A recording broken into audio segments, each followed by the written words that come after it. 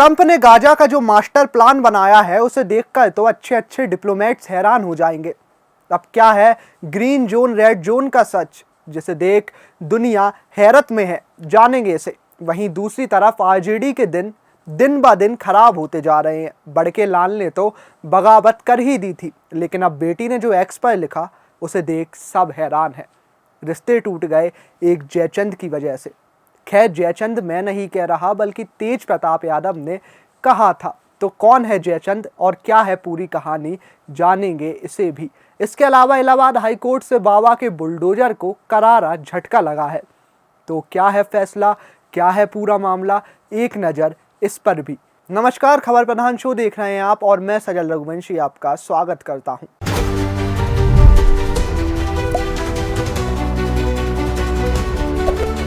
चलिए शुरुआत करते हैं गाजा पट्टी से जुड़े एक बड़े और चौंकाने वाले खुलासे की, जिसकी जानकारी ब्रिटिश अखबार द गार्डियन ने दी है।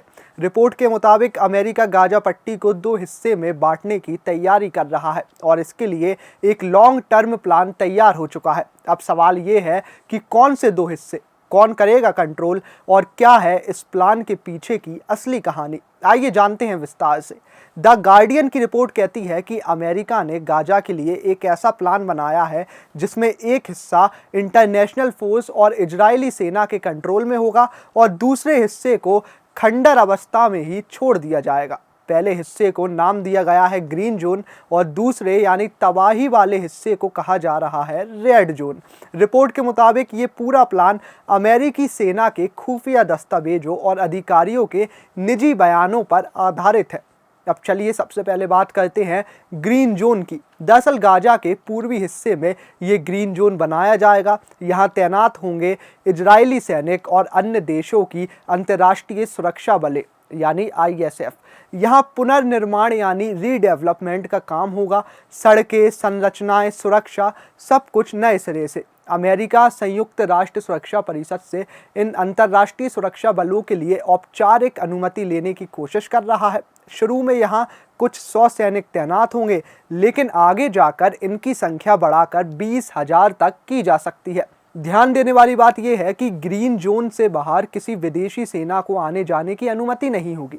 चलिए अब बात करते हैं रेड जोन की। ये हिस्सा गाजा के पश्चिम में होगा और ये वही इलाका है जहां पिछले 2 साल की जंग में सबसे ज़्यादा तबाही हुई है। लगभग 20 लाख लोग इस क्षेत्र में फंसे हुए हैं।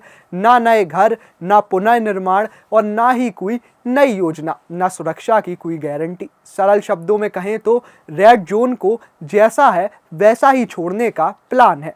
ये पूरा प्लान उस हालिया शांति समझौते पर भी बड़े सवाल खड़ा करता है जिस पर डोनाल्ड ट्रंप ने मिस्र में साइन किए थे। 13 अक्टूबर को शर्म अल शेख में हुए समझौते में 20 से ज़्यादा देशों के नेता मौजूद थे, लेकिन इजराइल और हमास दोनों को नहीं बुलाया गया था। ट्रंप ने दस्तावेज मीडिया को दिखाते हुए कहा था कि गाजा को एकजुट किया जाएगा और हर व्यक्ति को बराबर का मौका मिलेगा। लेकिन अब अमेरिका का ये नया प्लान उसी वादे के विपरीत जाता हुआ दिखता है। ट्रंप ने गाजा जंग खत्म करने के लिए एक 20 पॉइंट प्लान पेश किया था, जिसमें शामिल थे तुरंत युद्ध रोकना, इजराइल का पीछे हटना, 72 घंटे में सभी बंधकों की रिहाई, 250 उम्र कैद कैदियों सहित 1700 फिलिस्तीनी कैदियों को छोड़ना, शवों का अदला बदली, गाजा को आतंक मुक्त कराना, हमास को सरकार से बाहर रखना इत्यादि। लेकिन अब जो प्लान सामने आ रहा है वो इन वादों की दिशा बदलता हुआ दिखाई देता है। तो गाजा को बांटने का ये प्लान पूरे मध्य पूर्व के लिए नए सवाल खड़े करता है। क्या ये स्थायी शांति की तरफ कदम है या आने वाले संघर्षों की शुरुआत?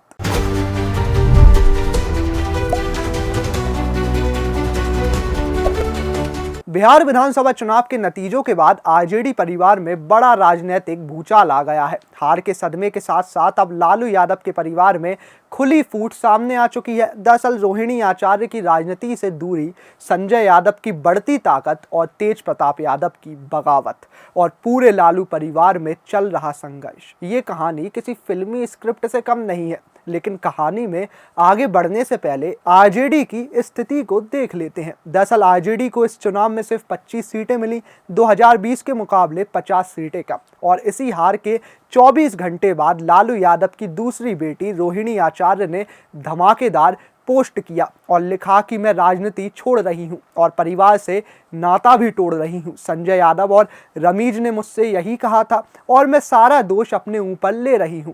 ये पोस्ट आते ही आरजेडी के अंदर हलचल मच गई। संजय यादव जो तेजस्वी के रणनीतिक सलाहकार हैं और तेजस्वी के पीएस रमीज दोनों पर गंभीर आरोप के बाद परिवार में तनाव खुलकर सामने आ गया। 18 सितंबर को रोहिणी ने एक पोस्ट शेयर किया था जिसमें कहा गया था कि तेजस्वी की गाड़ी की फ्रंट सीट पर लालू या तेजस्वी को देखना चाहिए, लेकिन वहां संजय यादव बैठे थे। रोहिणी ने कुछ लिखा नहीं, लेकिन उनकी नाराजगी साफ दिखाई दी। अगले ही दिन उन्होंने लालू, राबड़ी, तेजस्वी और पूरी पार्टी को अनफॉलो कर दिया था। तभी से परिवार में टूटा हुआ माहौल चर्चा में था। मीडिया रिपोर्ट्स कहती हैं कि तेजस्वी ने संजय यादव को फ्री हैंड दिया हुआ है। तेजस्वी की रणनीति, मीटिंग्स, भाषण सब में संजय यादव की भूमिका अहम होती है। तेज प्रताप यादव ने तो पहले ही कई बार संजय यादव को जयचंद तक कह दिया है। 2020 में वे खुलेआम बोल चुके हैं कि संजय यादव तेजस्वी से मिलने नहीं देते। अब एक बात तो साफ है और वो ये कि संजय की बढ़ती शक्ति से परिवार का बड़ा हिस्सा असहज है। आपको याद दिला दें कि इसी साल मई में तेज प्रताप के सोशल मीडिया विवाद के बाद लालू ने उन्हें पार्टी और परिवार से निकाल दिया था। तेजस्वी ने भी पिता के फैसले का समर्थन किया और रोहिणी ने लिखा कि जो परंपरा और मर्यादा नहीं निभाते वे आलोचना के पात्र हैं। बेदखली के 35 दिन बाद तेज प्रताप यादव ने बगावत कर दी। 43 सीटों पर नए मोर्चा बनाकर चुनाव लड़ा, पर सभी प्रत्याशी हार गए। वो खुद भी महुआ की सीट नहीं बचा पाए। अब तेज प्रताप यादव का नया बयान आया है और वो ये कि जयचंदों ने आरजेडी को खोखला कर दिया, जिसका सीधा संकेत संजय यादव की तरफ माना गया है। और अब रोहिणी की राजनीति छोड़ने की घोषणा लालू परिवार की फूट को और गहरा कर चुकी है। अब देखना ये होगा कि लालू यादव इस पूरे फैमिली मैटर को कैसे सॉल्व करते हैं।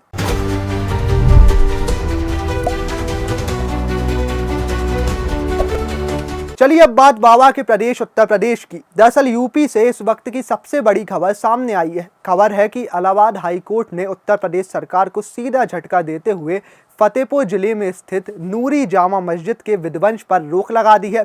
बार एंड बेंच की रिपोर्ट के मुताबिक जस्टिस अतुल श्रीधरन और जस्टिस अरुण कुमार की खंडपीठ मस्जिद की प्रबंध समिति द्वारा दायर याचिका पर सुनवाई कर रही थी। याचिकाकर्ता ने कोर्ट को बताया कि उन्हें विध्वंस नोटिस मिला है और मस्जिद का एक हिस्सा पहले ही गिराया जा चुका है। ये सुनने के बाद कोर्ट ने राज्य के वकील से साफ कहा कि मामले की अगली सुनवाई तक कोई भी आगे की तोड़फोड़ नहीं होगी। राज्य के वकील ने अपनी दलीलों में कहा कि सड़क चौड़ीकरण के कारण विध्वंस जरूरी था और ये प्रक्रिया लगभग पूरी हो चुकी है, लेकिन मस्जिद प्रबंधन के वकील ने इसका विरोध करते हुए कहा कि काम अभी पूरा नहीं हुआ और अगर तुरंत सुरक्षा नहीं दी गई तो मस्जिद का बाकी हिस्सा भी गिराया जा सकता है। इसके बाद कोर्ट ने मामले की गंभीरता को समझते हुए इसे 17 नवंबर को तत्काल सुनवाई के लिए सूचीबद्ध कर दिया। कोर्ट ने अपने आदेश में कहा कि अगली सुनवाई तक मस्जिद में विध्वंस की कोई भी कार्रवाई नहीं की जाएगी। साथ ही ये भी कहा गया कि सड़क चौड़ीकरण की आवश्यकता और तत्कालीनता को देखते हुए मामले को 17 नवंबर को शीर्ष पर यानी पहले नंबर पर सुना जाएगा, जिससे राज्य के वकील उचित निर्देश पेश कर सकें। साथ ही मीडिया रिपोर्ट्स बताती हैं कि फतेहपुर की ये 180 साल पुरानी नूरी जामा मस्जिद पहले भी विवादों में रही है। दिसंबर 2024 में इसका एक हिस्सा कथित अतिक्रमण के चलते बुलडोजर से गिरा दिया गया था। उस समय भी मस्जिद प्रबंधन हाई कोर्ट गया था, लेकिन राहत नहीं मिल पाई। बाद में वो याचिका वापस लेकर नई याचिका दायर की गई, जिस पर अब अदालत ने बड़ा फैसला दिया है। यानी यूपी में बुलडोजर एक्शन के बीच ये फैसला बेहद महत्वपूर्ण माना जा रहा है। अब 17 नवंबर की सुनवाई पर सभी की नजरें होंगी, जहां तय होगा कि नूरी जामा मस्जिद की आगे की स्थिति क्या होगी। तो खबर प्रधान में आज के लिए इतना ही। दीजिए इजाजत, नमस्कार। वीडियो अच्छा लगा हो तो लाइक कीजिए, शेयर कीजिए और कमेंट बॉक्स में हमें ज़रूर बताइए।